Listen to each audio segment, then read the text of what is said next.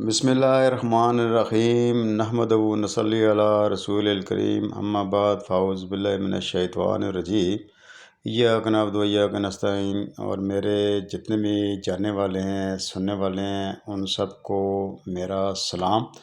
اور آپ دیکھ رہے ہیں کچھ تو کئی ایک لوگ کہتے ہیں چینل، اور آپ کا میزبان ہوں صدیق جدون قاضی۔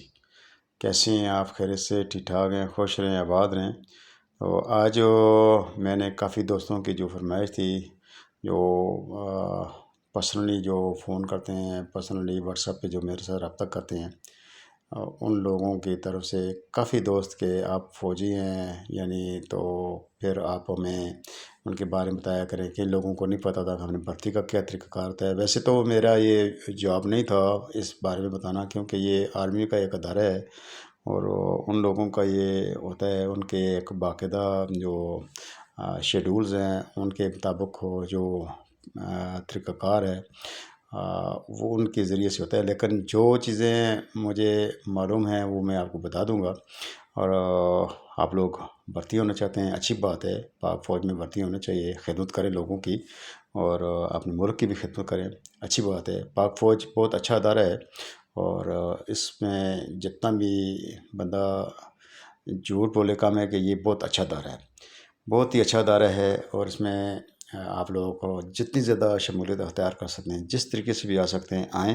تو میں آپ کو ایک طریقہ کار بتا دیتا ہوں کہ اویئرنیس کے لیے اور آگاہی کے لیے، کہ یہ جو پرسنلی بات ہوگی میری، کہ اس میں مجھے کسی ادارے نے نہیں کہا، کسی بھی ایسی طرف سے مجھے نہیں کہا گیا کہ آپ بتائیں یا کریں، لیکن اگر ان کی طرف سے کچھ ہو تو پھر اچھی بات بھی ہے۔ بہرحال یہ ہے کہ یہ لوگوں کی جو آگاہی کے لیے میں اتنا کہہ سکتا ہوں کہ پہلی بات تو یہ ہے کہ اپنے ڈاکومنٹس مکمل رکھا کریں۔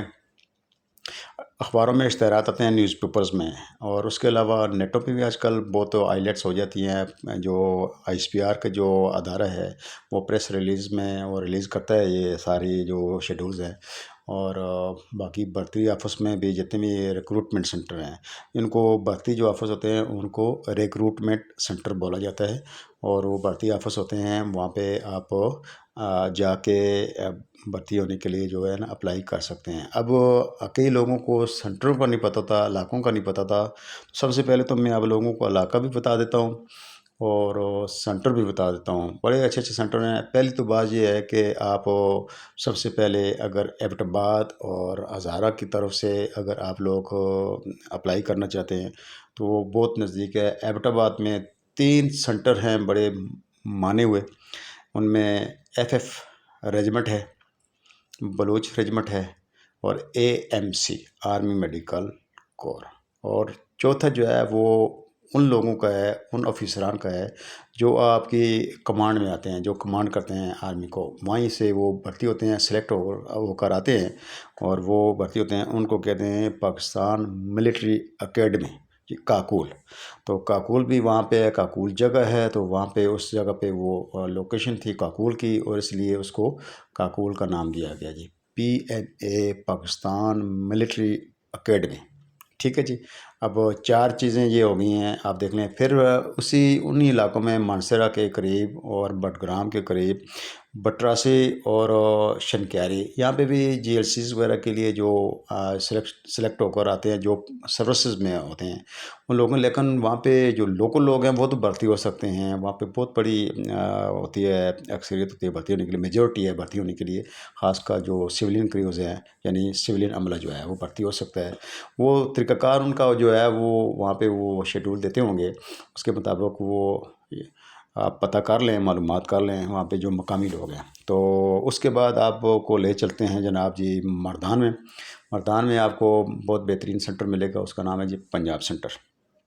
پنجاب سینٹر کے بعد رسال پور میں بھی آپ آ سکتے ہیں۔ پھر اس کے بعد آپ آ جائیں گے جی نوشہرہ میں۔ نوشہرہ میں آپ کو بہت بہترین آرمڈ کور اور ASC کور ملے گا جی۔ ASC کور کے ساتھ میں بھی منسلک رہا ہوں جی، میرا بھی اس کے ساتھ تعلق رہا ہے، اور 2 کور ہیں بڑی زبردست۔ اور اس کے بعد آپ اٹک میں آ جائیں گے جی۔ اٹک میں آپ کو ملے گا جی جناب AK سینٹر مانسر کیمپ میں، اور اٹلی سینٹر جو اٹک کے شہر میں ہے۔ دیکھیں جی، بڑے بہترین آپ کو سینٹر بھی بتا دیے اور لوکیشن بھی بتا دی ہیں۔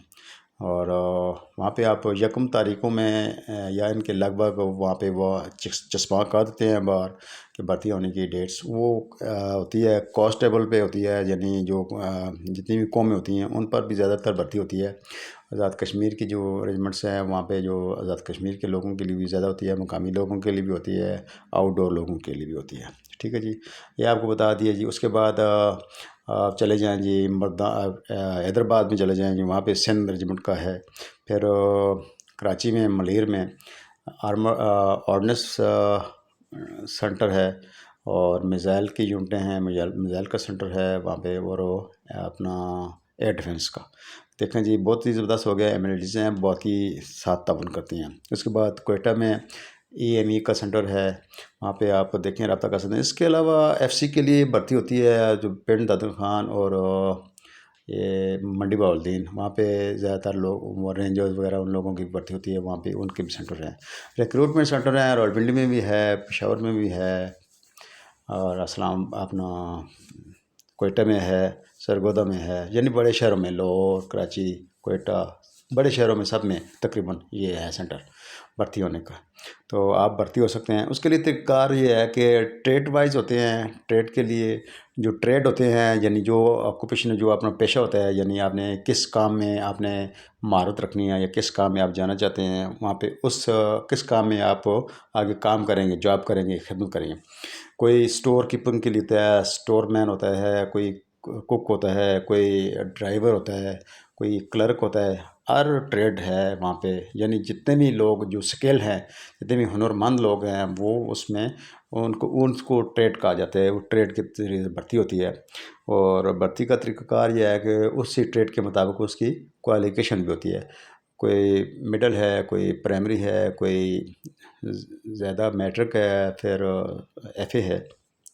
تو یہ ساری چیزیں میں نے آپ کو آج کی جو ویڈیو میں نے بتا دی ہیں، اور اس پہ میں آپ کو بھیج دوں گا سب کو، انشاءاللہ اس کو آپ دیکھتے رہیں، جو کمنٹس بھی کرتے رہا کریں اس پر بھی۔ آپ جو میں ویڈیو 3-4 میں نے بھیجی ہیں وہ تعارفی پروگرام ہے صرف، کہ ابھی تک میں نے اس کو میں نے بتایا، بار بار بتا رہا ہوں کہ یہ تعارف کے لیے میں بتا رہا ہوں، پھر میں انٹرویو کے لیے نکلوں گا، پھر میں باقی جتنے بھی لوگ ہیں، جو لوگ محنت کر رہے ہیں پاکستان میں، محنت کرنے والے لوگ ہیں، چاہے وہ مزدور ہیں، چاہے وہ ہنرمند ہیں، چاہے وہ مستری ہیں، چاہے وہ ٹھیکیدار ہیں، چاہے وہ دفتر کے ساتھ منسلک ہیں، چاہے وہ کسی اچھی جاب میں ہیں، یا جیسے بھی ہیں، کسی بھی ادارے کے ساتھ ہیں، ہر طبقے کے لوگوں کے ساتھ میں ملوں گا انشاءاللہ برابر کی سطح پہ، بالکل۔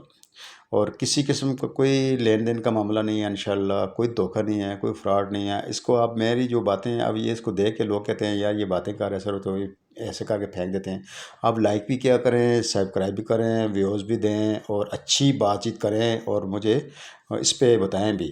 جب میں چیک کرتا ہوں تو وہ یہ 2 اور 3 جو ہے نا وہ سبسکرائب کیے ہوتے ہیں، تو اس میں یہ ہے کہ اس میں مسئلہ تو کوئی نہیں ہے، مجھے اس سے تو کچھ مجھے اتنی خاص آمدنی نہیں آ رہی، لیکن یہ ہے کہ اس میں ہمیں پتہ چلتا ہے کہ ہاں جی ہم نے جو میں اتنی محنت کر رہا ہوں، یہ آگے جا کر اس کی بہت زیادہ اس کے اثرات ہوں گے، تو محنت کر رہا ہوں، تو آپ اس پر آپ لوگوں کا کیا تاثرات آ رہے ہیں میرے لیے، تو اچھے تاثرات نہ آئیں گے یا اس طرح کے ویوز آپ نہیں دیں گے، بات چیت نہیں کریں، کمنٹس بھی دیا کریں۔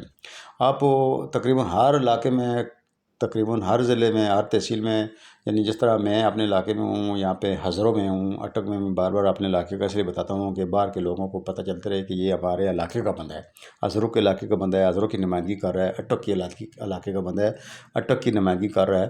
تو اٹک کے جتنے بھی لوگ ہیں سب کے لیے، ہزروں کے لیے اور تمام تحصیلوں کے لیے، ان سب کے لیے کہ میں کسی قسم کی کوئی پرابلم ہوتی ہے میں نے نہیں حل کرنا، میں نے صرف آپ کی آواز اٹھانی ہے۔ اب بات کروں گا، انٹرویو لوں گا، آپ سے بات چیت کروں گا، بات کر کے آگے جس طرح میں بھیج دوں گا جن تک پہنچے گی انشاءاللہ، وہ کئی لوگوں کے کام ہو جائیں گے انشاءاللہ، کام بھی ہو سکتے ہیں۔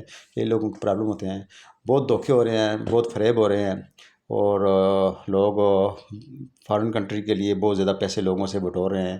کوئی میڈیکل کے زمرے میں، کوئی جو کہتا ہے کہ میں نے کوریئر سروس کے لیے بھیجنی ہے، کوئی کہتا ہے جی آپ کے جو ہے نا اتنے ایکسپنسز یہاں پہ ہو جائیں گے، بغیر پروف کے بغیر کسی وجہ کے، بغیر جان پہچان کے کسی کو پیسے نہ دیں۔